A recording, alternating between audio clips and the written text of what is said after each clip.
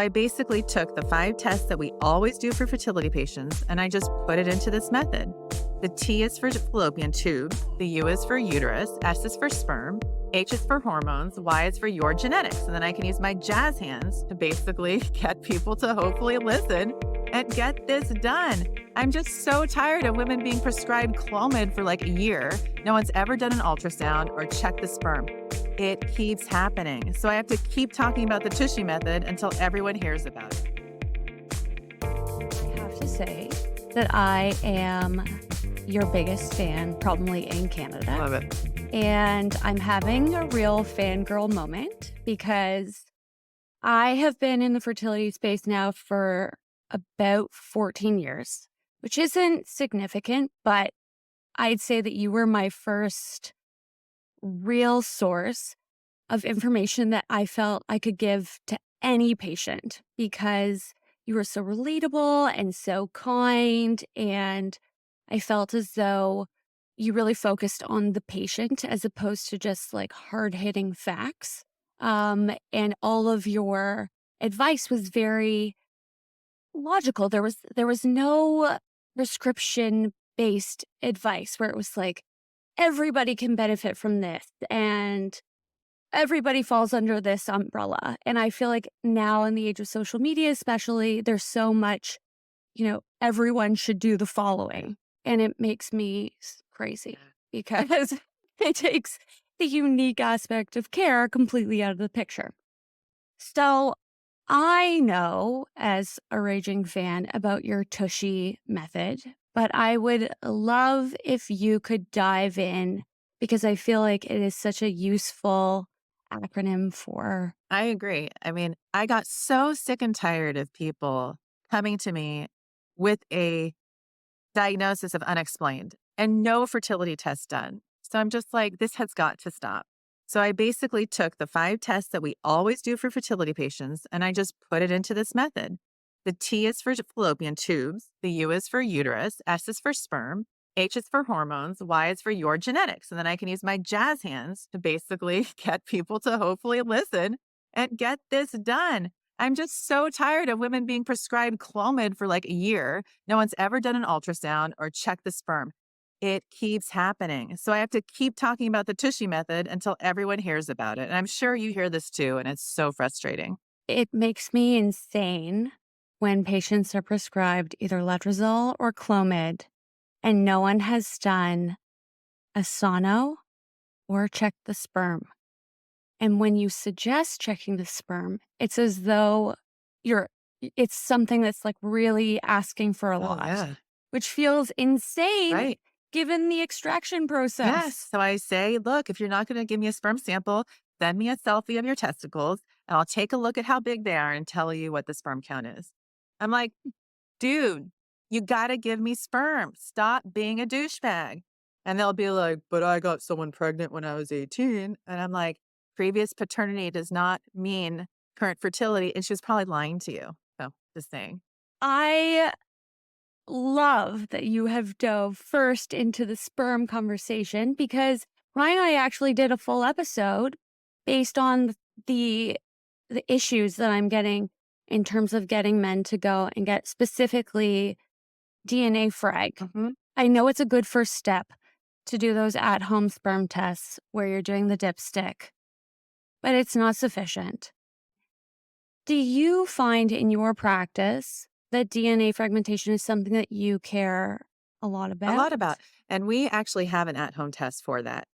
So there is a company that has a kit that patients can order and ship to them. It's just like a little box. So it's super easy.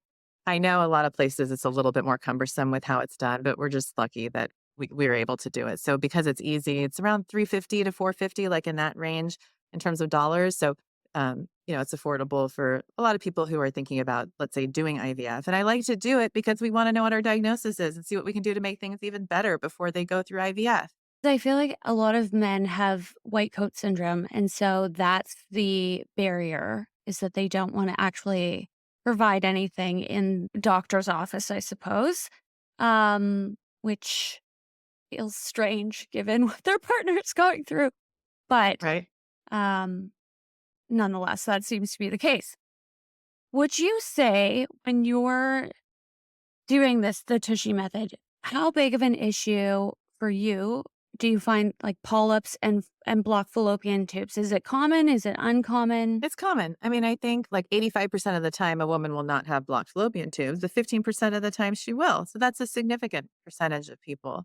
And the thing is, once you find one thing, it doesn't mean you all of a sudden close your eyes and you're like, there can't be anything else. People can have more than one thing wrong. Like you can have one blocked tube, you can have a polyp, and you can have low sperm. So you just have to still look at everything. Polyps are common. I mean, they come and go. So just because someone has one in one moment of time doesn't mean it's just always going to be there. But sometimes a woman who makes a polyp can be a polyp maker. Like she just might be someone that makes polyps a lot. So you have to be really careful, strategic, and thoughtful about how and when you remove the polyp relative to when she's going to do treatment. So, for example, if I have someone who keeps making polyps, well, I'm going to do IVF, freeze the embryos, and then I'm going to remove the polyp and transfer right away. I'm not going to just waste her time removing the polyp before IVF because the IVF can stimulate more polyp growth. Would you ever remove a polyp with because you think that potentially it could be the issue and they don't need IVF? Absolutely, especially if it's symptomatic. I mean, if she's bleeding heavily, she's spotting in between periods, 100%. It's kind of like an IUD in a way, right? Especially depending on where it's located. If you see a polyp, put it in a jar. Put it in a jar before you get pregnant. Do you find is it ever an issue, not necessarily the polyp, but actually causing inflammation in the lining, or Absolutely. is that less of a Yeah, you don't concern? really know unless a polyp is adenomyosis. So you can have a polyp, you biopsy it, you send it out, and then the tissue diagnosis comes back as adenomyosis, and that can cause inflammation for sure. The polyp can also block the fallopian tube entry into the uterus. So it can make it that your fallopian tubes might be blocked just because of this polyp. And then once you remove it, then that opens the path for the fallopian tubes for the sperm to go up because of where the polyp is located. In your experience with unexplained infertility, um, it being potentially like a myriad of those factors, have you ever found that all of the like once you've checked all, yeah, the tubes, the uterus, oh my goodness, Sperm. the Yeah. sperm, the hormones, Yeah. and the genetics, have you ever been like at a loss? And when that happens, where do you navigate that? Yeah. Like how do you So pivot? the thing is, like, if you're over 35 years old, you're going through the Tushy method and everything comes back normal, then you could say it's most likely egg quality just because of your age. And that's so unfair. Can you imagine telling a 35-year-old that? But that's reality. Our bodies were actually made to have babies by the time we're 25. Egg quality starts going down at 25, and for some people, it happens a lot faster. And for a lot of people, it happens in their 30s. So you have to assume that it could be an egg quality issue. And if you don't, you're going to miss out on your younger eggs when you still have them. So that's one possibility. The other possibility, there could be some sort of undiagnosed fertilization issue that's genetic. Like we don't have the gene test that we can do. I mean, they're out there. You can do whole exome sequencing, but few people are doing that. I offer it to my patients who are interested in that to see if you have any genetic defects that affect how your eggs fertilize, how your embryos grow. So those are the kinds of scenarios that I talk patients through. And I say, look, like, this is what we know. These are the boxes we can check. What we don't know are these possibilities, and you might have them. And we won't really know until you do IVF, because IVF is basically a very comprehensive fertility diagnostic test because you get to see the eggs and sperm come together. You get to see if the embryos grow. And then ultimately, you get to see if they're genetically normal if you put them through PGT testing. And when I say genetically normal, that's doesn't mean they're perfectly normal, just means passing genetic screening. And then you can take the embryo and put into the uterus and see if it implants. But for the most part, that's what I think is the reason for a lot of the unexplained infertility. It's some sort of undiagnosed egg quality issue. Maybe a sperm also fertilizes and the embryos grow. What would you do in a scenario where you've now done IVF, the PGT testing has come back, with a high number of embryos being normal? What's your next step after that? I know a lot of REIs don't believe in immune factors or clotting being significant. Where's your stance Well, on first that? of all, I would celebrate. I'd like scream at the top of my lungs and be like, we did it. Okay. And then the next thing is, how am I going to prepare for my transfer? Is the home ready for the most important guest? And the home has to be ready from head to toe. So, are you feeling emotionally ready? And then look over if you're partnered, are we ready? Like, are we doing good? Because no woman gets married to have a baby that she's going to split with some other woman for 50% of the time. So, we really have to think through and make sure that going through this experience and looking at him, you don't want to kill him. You know, if you want to kill him, I promise you, you're not going to want to love him more once you have that baby. You're actually you might want to kill him. And I don't want to see any of my patients on Dateline ever. I love a good Dateline. I don't want to see a patient of mine on Dateline. And then the next thing to do is do preconception labs. So make sure your thyroid's normal, prolactin's normal, vitamin D, blood count, make sure you're not anemic, make sure your, immunizations are up to date. Do a saline sonogram. Make sure, just like you said, is a polyp there? Like you don't want to find out the polyp was there after a transfer. No. And then last but not least, look at so here we can actually look at the sex of the embryos. In Canada, you can't. So, what I do is I look at the implantation rate per embryo, and here I'll be able to say, like, you have 2 males, 3 females, like, this is the implantation rate per embryo, and, which embryo do you wanna transfer first? So we'll talk through, do we have enough embryos for the family size that you want? Should we do another cycle, yes or no? And then we'll talk about which embryo we're gonna transfer, and then we're gonna say, does it make sense to do even more testing? So the even more testing, just like you so eloquently brought up, would be, immune issues. So I think that immune dysfunction has a lot to do with why some of these embryos don't implant.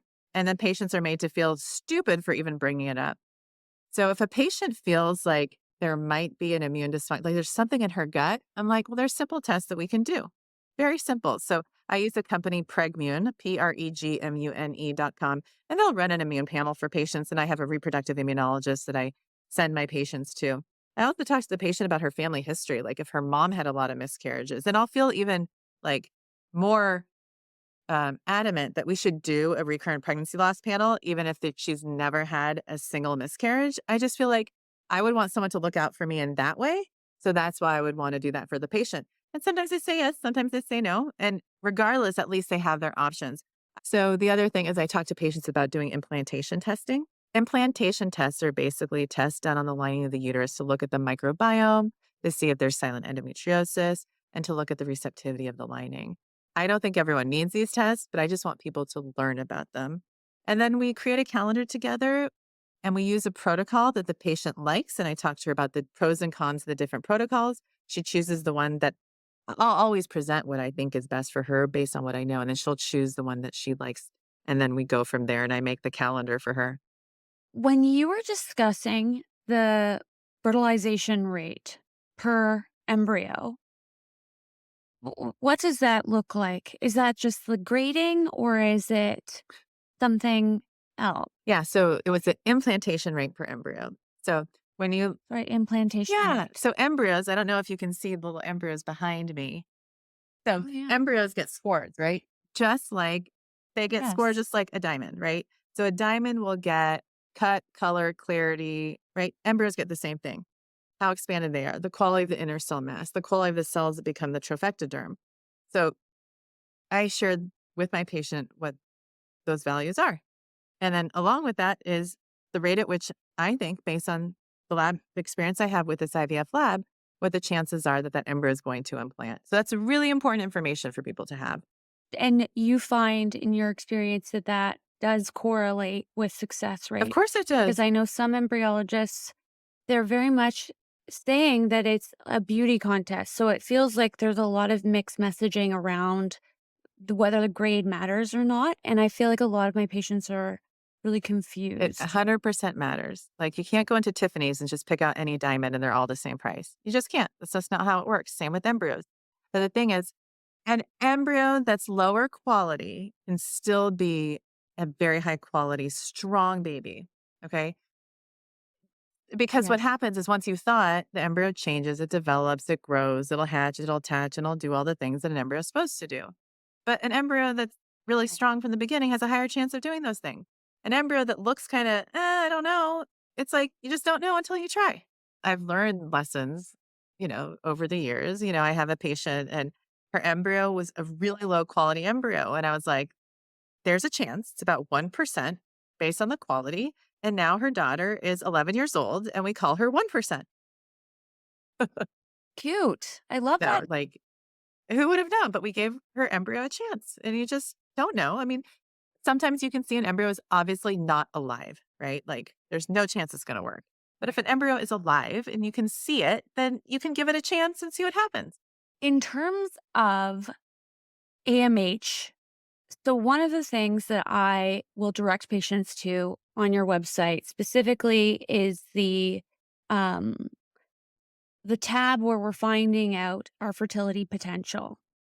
So I love the fact that you actually have a multitude of factors to test. So it's not just, antral follicle count and AMH, but rather the full spectrum of, AMH, FSH, estrogen.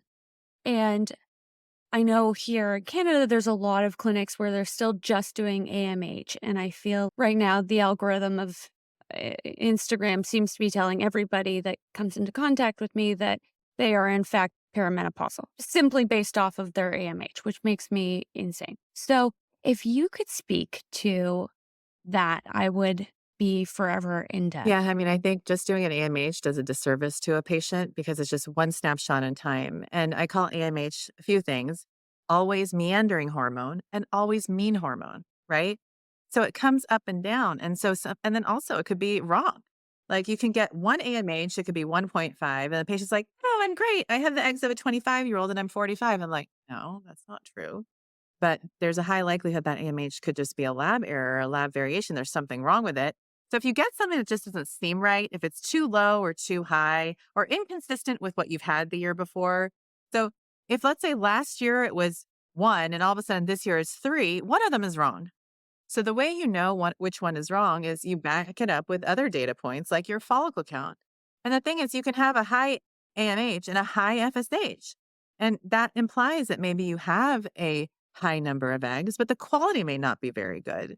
So that's why I look at them all together. And the thing is, like, patients are shocked. They're like, my FSH was 8 last month and now it's gone all the way up to 20. And I'm like, wait a month, it'll go back down, right? Because FSH fluctuates. Right. But watching how it fluctuates and understanding the trends really helps. So there's a company that I refer patients to. It's Prove. They have this test called the Complete Test. And basically, you just check your FSH. You just dip this, it's basically a urine test, nothing too fancy. And it's something that you can monitor over, whatever number of cycles that you would like to just get an understanding as to how these levels are changing for you. I was wondering if you had sort of what patients should be looking for when they're interviewing for a doctor, because I think a lot of the time you're you're set up with a clinic and then you're just hoping that that will be good enough. Yeah. And I feel like you actually waste more time when you just go with whatever's the fastest instead of trying to find the right person for you. I do have a list. I think the red flags are if a clinic says to you, I guarantee that you're going to be pregnant and they give you a date. No one can do that. No one. If let's say they don't want to do additional tests, like if they haven't done an AMH or they're not looking at sperm, that's a red flag. Like this is the clinic that just wants to get you into IVF right away. If, for example, they aren't making your priorities theirs, and what I mean by that is you could be someone that says like, I really don't want to use birth control pills to start off my cycle, or I really want to use this, type of protocol. I want it to be gentler. I just want to use less meds. If they're pushing a different protocol and you don't feel comfortable with that, those are red flags. If they're pushing, let's say, freeze-all with genetic testing, and that's not what you want to do, that's a red flag. So you just want to make sure that the clinic system that you're working with then is set up to honor your priorities and prioritize them and make them theirs and not vice versa. Like you don't want to work with a doctor that's like, you're going to do IVF. If it doesn't work, then we're going to do donor egg. And otherwise, you're not coming back here. And sadly, there are a lot of clinics that are set up that way. They're set up and patients tolerate that because they don't have any other choice. Like there's no other clinic within like a 200-mile radius from them. So they're kind of forced to, be treated poorly. And that just breaks, Take what they can take what get. they can Yeah. get. Yes.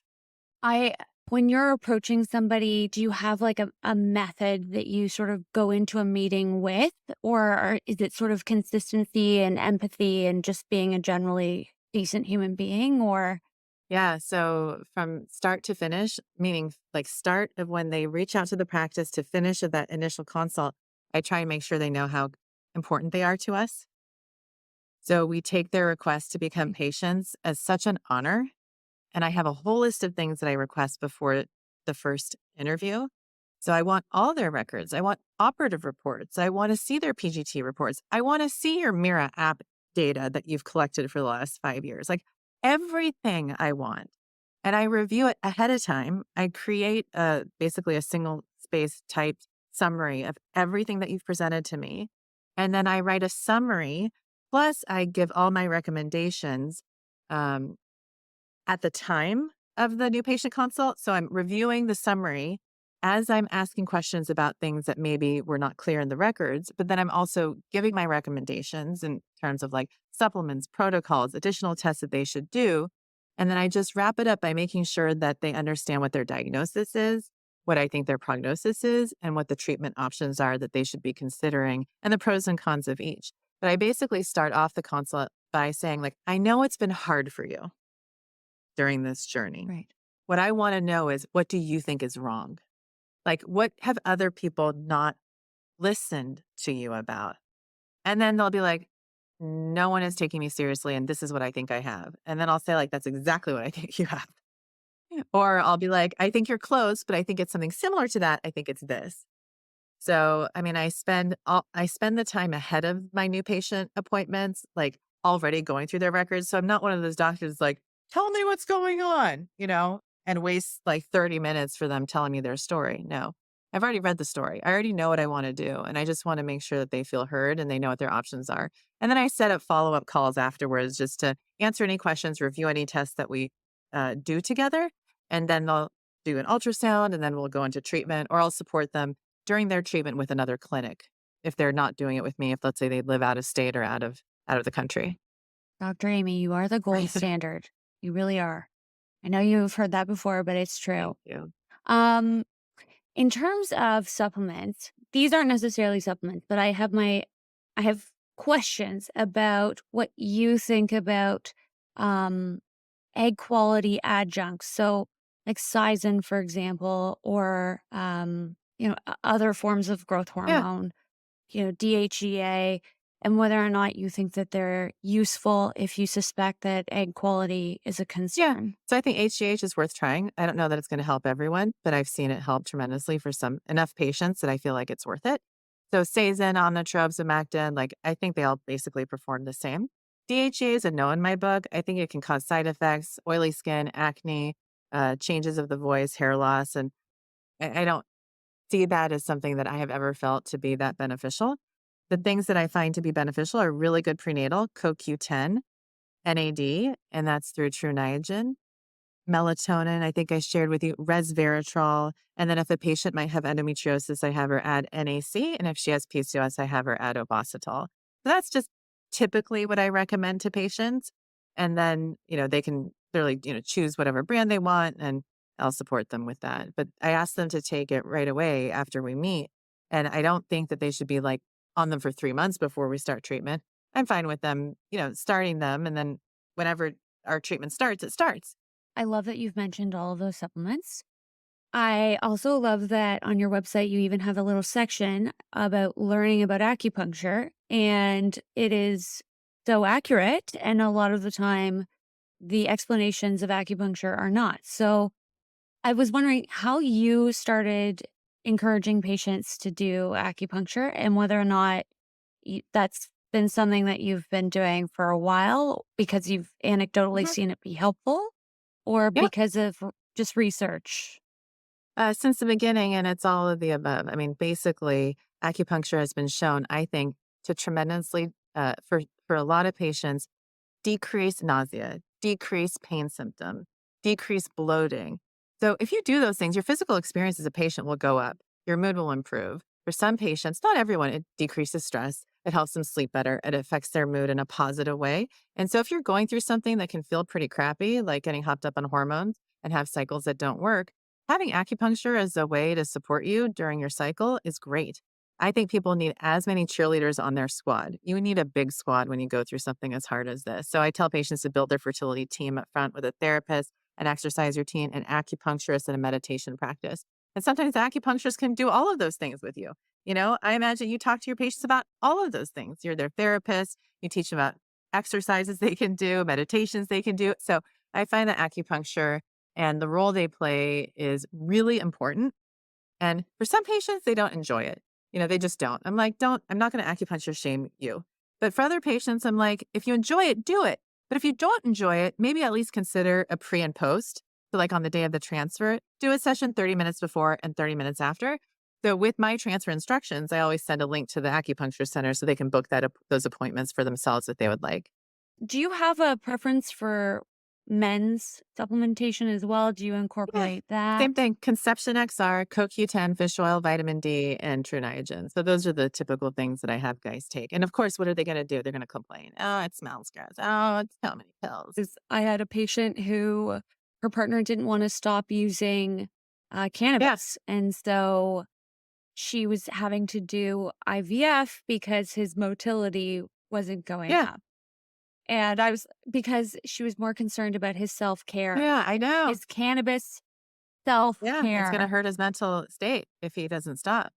If he stops. I Yeah. left. I know. I know. My receptionist was like, "She's not coming back. You guys just have her go. Just go. Get out of Go. here." It was so insane.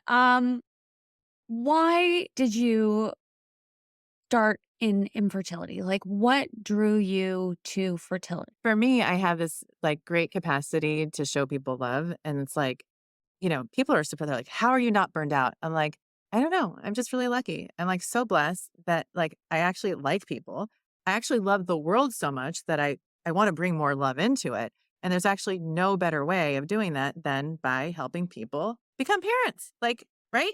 There's no better Mm. way. Yeah. So I love the work. And in all seriousness, if someone calls me because their period started and I'm asleep, I am like, that is really important to her. Like, this is a very big deal for her and she's really upset by it.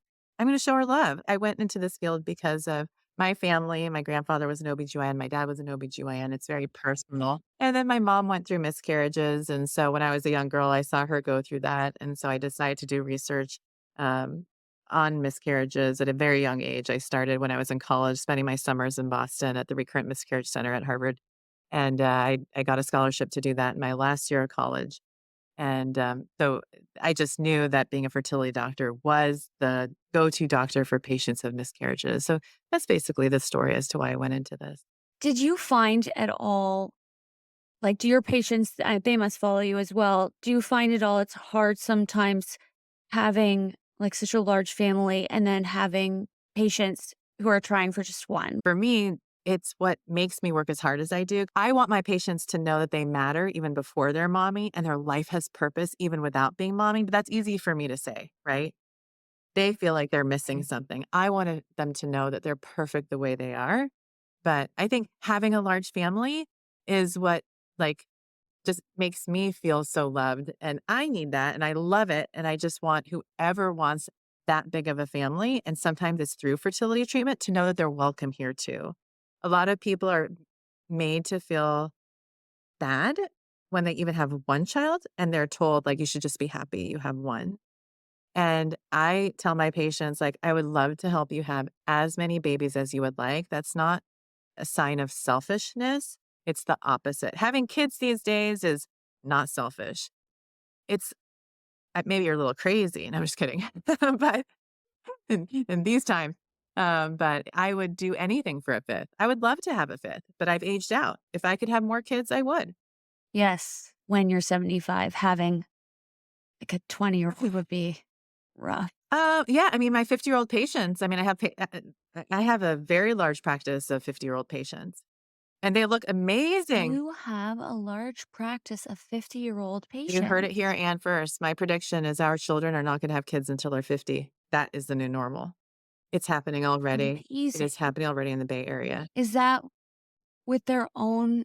eggs or is it with No, it's donor with donor eggs? eggs, but because so many in the Bay Area, probably 50% of women who are working in, like, a certain industry, at least 50% have already frozen their eggs, and a lot of them are gonna wait, Right. and they're going to wait, and they're gonna be showing up at my door at 50, and they're gonna be their own egg donors because they would have frozen their eggs.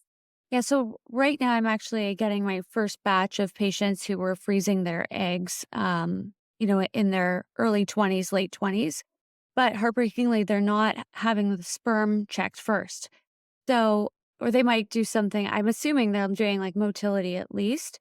Um, but they're not checking morphology, they're not checking DNA frag. And then they are using that sperm to fertilize these perfect eggs and ending up with no embryos. Right, And now they're having to do retrievals at like 41, right. 42.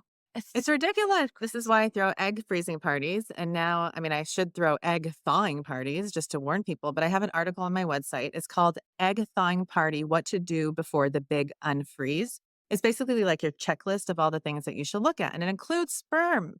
It includes the sperm, the guy taking supplements. It includes advanced genetic tests like carrier screening, chromosome analysis, because you don't wanna thaw your eggs and find out that he had a chromosome issue and you would like, that's not when you wanna find this out, especially when you're thawing your eggs at an age when you don't have healthy eggs left.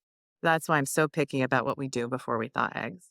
do you, in terms of when you have an older patient who's wanting to freeze their eggs, are you requesting that potentially they just freeze their eggs or do you encourage them to freeze embryos with donor sperm? Yeah, so what I tell them, "Look, you're freezing your eggs at an age where your eggs are most likely not going to be healthy, so you just might be freezing bad eggs. That's not your fault. It's just how life is, but I encourage you to go through this process. But if you don't wanna have false hope around what you're freezing and actually know if your eggs have a chance to become a baby, and the only way you know that is if they can become an embryo, let's make embryos. Let's do it. Like, what are you waiting for?" And some of them are like, "I really want a husband." I'm like, "Then let's wait for that man." But your eggs aren't gonna wait for you. So I just tell patients, why don't we just change how we think and think about the love of being a mother and a parent and not make this about finding a man. And maybe by being a parent, you might meet the man. And that's what a lot of women are doing now. And so being a mother sometimes changes you, changes the crowds that you are in and the friends and the people that you meet. And it just expands your social circle in a way that you might meet that person that was meant to be the father of your child. I highly encourage that people think about making embryos if they're freezing eggs at an age when more likely than not, their eggs will not be healthy. Well, that's it.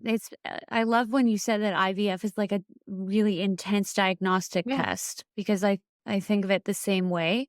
And it's really hard to have patients who are wanting to freeze their eggs. They're only getting like, you know, 6, 8 Mhm. eggs. I'm like, please, I beg you, Yeah. fertilize at least 4 of them, see what If happens. only women could Because you ejaculate don't them. they're so it's so interesting, they're so opposed to the idea of using donor sperm, but they're more comfortable with the idea of potentially later using donor eggs. Isn't that Like, interesting? I know. We honor I we don't get honor that it. we always put the man's ego first. Yeah. Yeah, Even when the it's man's even appalling. older than you. And so at any time I have a patient who, let's say she's in her early 40s and the husband's over 50, I say, look, you could be sacrificing the one good egg you have for his old ass sperm. Yeah. And I'll say, if you're okay with that, then let's do it. But you can't come back and say, why didn't you offer me donor sperm? I heard that if a man's over 50, there's a higher likelihood that his sperm is going to be genetically abnormal. Why did you do that? So no one can say that to me. I just tell them how it is. Yeah, I love that. I love that you tell your patients that. Now you've told all of our listeners this very important tidbit of advice. Dr. Amy, thank you so much for taking time out of your extremely busy day and being on this podcast. I can't even tell you how much I appreciate it. I you are if someone had to get like their dream guest, you were Oh, mine. So thank you, Anne. this is such an honor and I really appreciate it so much. Thank you for your time. Thank you for all the love you're giving your patients and all the things that you're doing to also bring more love into this world. It really matters and it's so important.